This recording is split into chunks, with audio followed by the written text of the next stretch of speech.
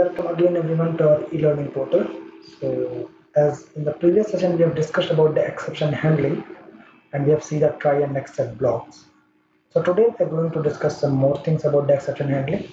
So let's start and see our today's agenda.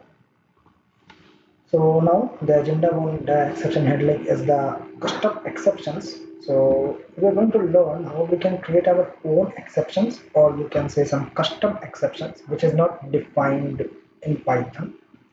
And we will see how to create a custom exception with the help of the raise statement in Python. After that we will see the finally block, like how we can use a finally block, what is the use of that. And at last we will see the try else suit, like how we can use the else statement with the try block. And we will see a plenty of examples on each of them so that we will get a better idea about these things. So let's start with the theoretical part and then we'll move further. So first of all we are going to see about the custom exception. So guys, we are talking about the custom exception. First of all, let's see what's the use of it and why we need that part. So in the previous thing we have seen like how we can accept the exception and how we can like handle multiple exceptions block like value error, the zero division errors and all the things. Now talking about a custom exception, what is custom exception? The custom exceptions are a kind of exception which is not defined in Python, and these are a kind of exception which we want to handle. Like let's take an example. Let's suppose I want to take the input of age. Like let's suppose I want to take the input of age, like age equals to int. In Python we generally do that. Now we know for handle the exception we will put this statement in a try block, because we know like person can give any character value. So some of the exceptions can be handled with the Python if we put in a try block. But let's suppose if someone is giving you a negative input inside it, what a person will do, let's suppose here, if I'm giving an input, let's say -5. Now, if this is an exception according to Python? No, because Python will say, I will take a integer input and -5 is an integer value. So it is not any kind of exception for me. But we know if I'm talking about any age can never be negative. So at this point, we have to create our own exceptions. Like you cannot put a negative. So basically, like if we are given any kind of negative value, it will accept it. And we know like as a person, none of the person can have a negative age. So at that time, we have to create our own exceptions. And for creating our own exception in Python, we use the raise statement. Okay, raise, you can say statement or command or syntax, whatever. Use the raise command for that. So like whenever we want to create our own exception, we can use the raise statement for that. So let's have a look on it in Python. Let me give us a better idea. So let me just open that part. So here guys, let's create that program to take age of a user. So I'll say try age is equals to and input. Now I'll query age is age. Now accept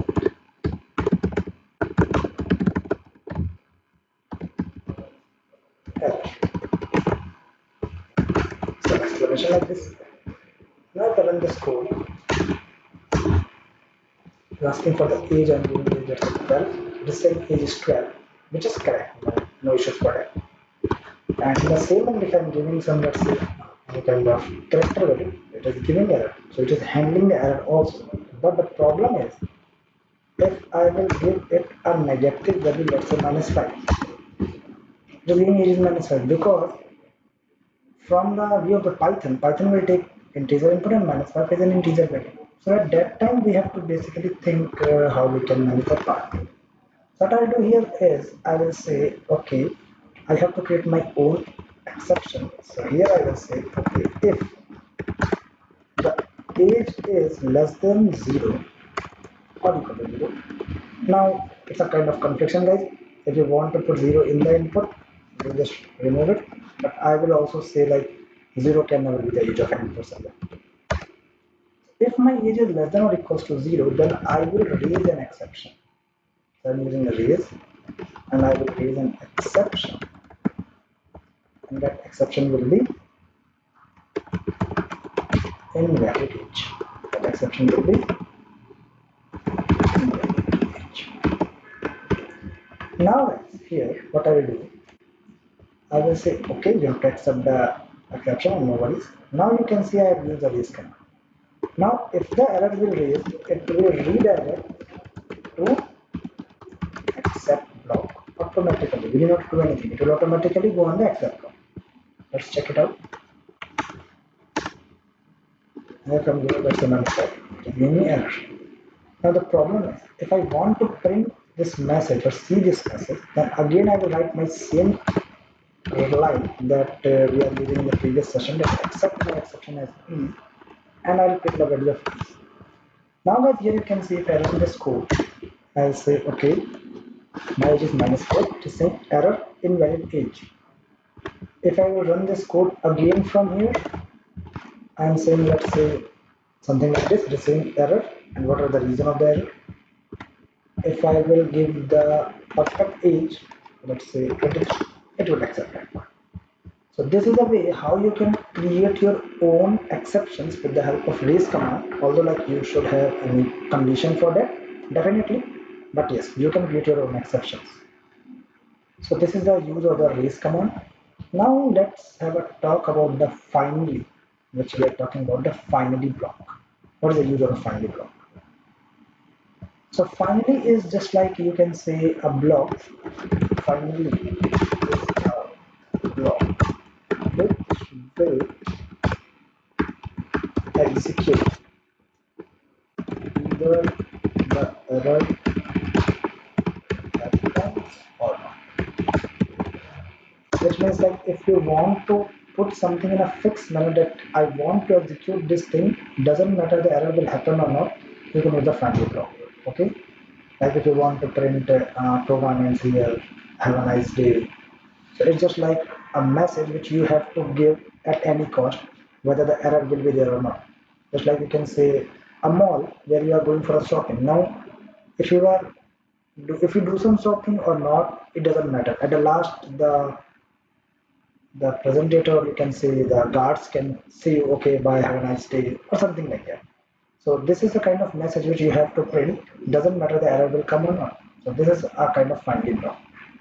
Let me show you how you can add the finally block in the code. So what I will do here is just say at last after doing all the things, I'll just use the finally block and print however it's nice day. Now you can just see that this is a message which I have printed here. Now the use of this is if you print here let's say 12, I'll say it is 12 here I say if you will again run that code and you say okay I'm giving some error, it is saying that error and again it is saying have a nice day, because in the finally block if it is written it will definitely run that block. That is the workout. Now we have a better picture of the finally block and accept block, also the raise command. Now we will going to learn about the try else suit as our third agenda, that is the try else suit. So let's discuss about that part also guys. So the main use of that is, let's suppose here I'm saying that I want to take an input of a number. Let's first of all take that scenario because that is very important thing and we should have an idea of that. So let's suppose if I want to just take an input of a number, I can say A will be the input,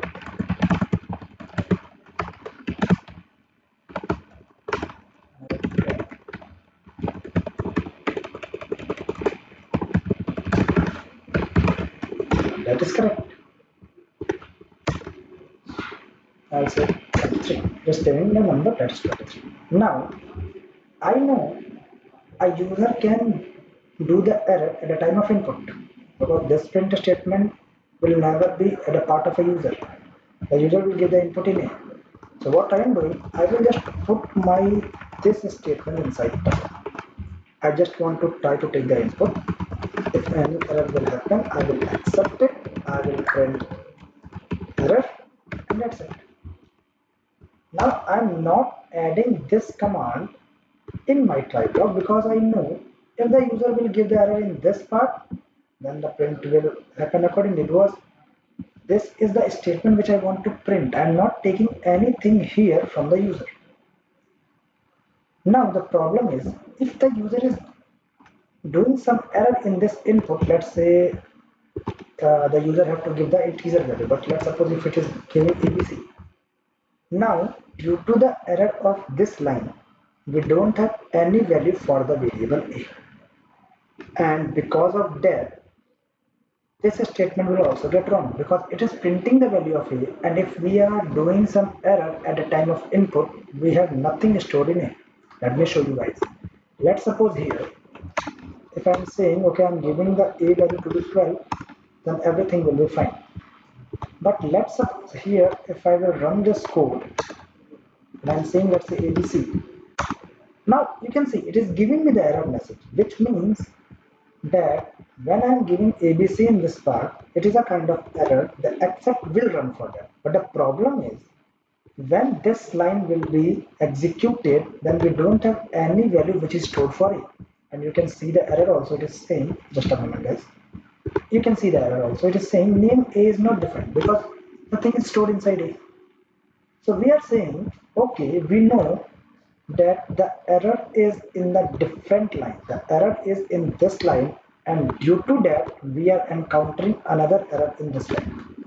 There is no error in this line, but it is encountering that error because of the error in this line. So at that time, we can use the else command, which means we will try to take an input. If there is any kind of error, it will run the except block, else it will print the value. Again, I'm repeating my statement, that is, try to take the input. If there is any kind of error, accept that error, else print the value. So the try except else is basically running accordingly that if the except block will execute, then else block will not execute. If the else block will execute, then except block will never get executed. So it's like this or that. Now let's check it out. So here I'll say, okay, enter the number, let's say 12. It's saying number is 12, which is correct. And again run this part. I'm saying let's say 2w. It is giving me error. Now it's not printing the value because if the accept will run, the else will not run. So this is the condition of the try else loop. And this is the way how that will work. Now you can add the finally block also here.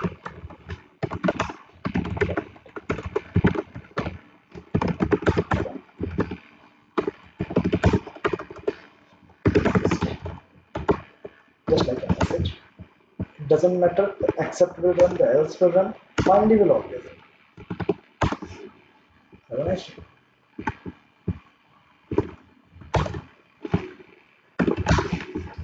Like this. This is a way of using the try except else, and also finally how we can use that part. Now here are some simple questions. Can we use the except block without try block? So no, you cannot use the except block without try block. So if there is a try block, let's print hello.